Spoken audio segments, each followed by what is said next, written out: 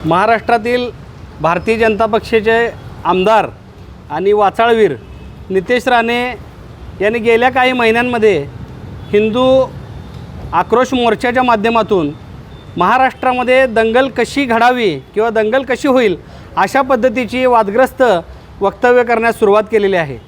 आणि त्यात भरीतभर म्हणजे रामगिरी महाराजांनी मोहम्मद पैगंबरांच्यावर आक्षेपार्ह बोललं, त्यानंतर त्यांच्यावर गुन्हे दाखल झाले, त्यानंतर नितेश राणे अहमदनगरमध्ये जाऊन रामगिरी महाराजांच्या विरोधात जर कोण काही बोलाल तर तुम्हारी मस्जिद में घुस के चुन चुन कर मारूंगा अशा पद्धतीचं भडकावू आणि द्वेष पसरावं असं वक्तव्य त्यांनी केलेलं आहे। मला नितेश राणेंना विचारायचं आहे, महाराष्ट्रात असेल भारतात असेल अजून संविधानावर आपला देश आणि राज्य चालतं, अजून तुम्हाला अपेक्षित असणारं हिंदू राष्ट्र बनलेलं नाही, पण तुम्ही आज त्या पद्धतीनं जी वक्तव्य करताय की तुम्हाला शोभत नाहीत। जरांगे पाटील साहेबांच्यासारखा सर्वसामान्य मराठा समाजातून आलेलं नेतृत्वसुद्धा तुम्हाला खपत नाही आहे। जरांगे पाटील मराठा समाजातील गरीब मराठा समाजातील कार्यकर्त्याला न्याय देण्यासाठी जीवाचं रान करत आहेत, त्यांना तुम्ही टीकेचं लक्ष बनवता। दुसरी गोष्ट म्हणजे की या महाराष्ट्रामध्ये गृहमंत्र्यांना मला विचारायचं आहे, देवेंद्र फडणवीस साहेबांना, की गृहमंत्र्याची वचक राहिलेली आहे की नाही, हा प्री प्लॅन्ड सुरू आहे का? गृहमंत्र्यांनी अशा वाचाळवीरावर कठोर कारवाई करणं गरजेचं आहे, ते तुम्ही कधी करणार?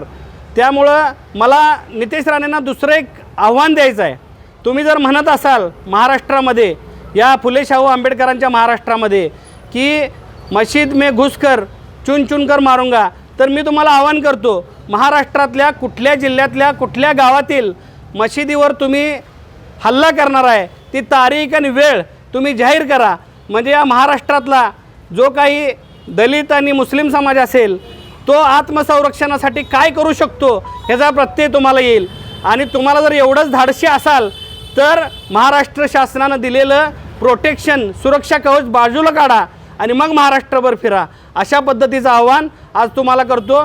आणि गृहमंत्र्यांना पुन्हा एकदा विनंती करतो, महाराष्ट्र हा फुले शाहू आंबेडकरी विचारधारेचा महाराष्ट्र आहे, या महाराष्ट्रामध्ये कोणत्याही पद्धतीची दंगल घडू नये, अशांततेचा भंग होऊ नये, सामाजिक एकोपा राहावा, अशा पद्धतीत जर तुम्हाला तुमची भावना वाटत असेल तर अशा वाचाळवीरांना तुमच्या पक्षातल्या तुम्ही तात्काळ आवर घालणं गरजेचं आहे। अन्यथा महाराष्ट्रातल्या दलित मुस्लिम बहुजन समाजाला तुम्ही टार्गेट करून तुम्हाला सिद्ध काय करायचं आहे हे एकदा तुम्ही मीडियासमोर येऊन जाहीर करा, अशा पद्धतीचे मी आवाहन करतो। जय भीम, जय भारत, जय जिजाऊ, जय शिवराय।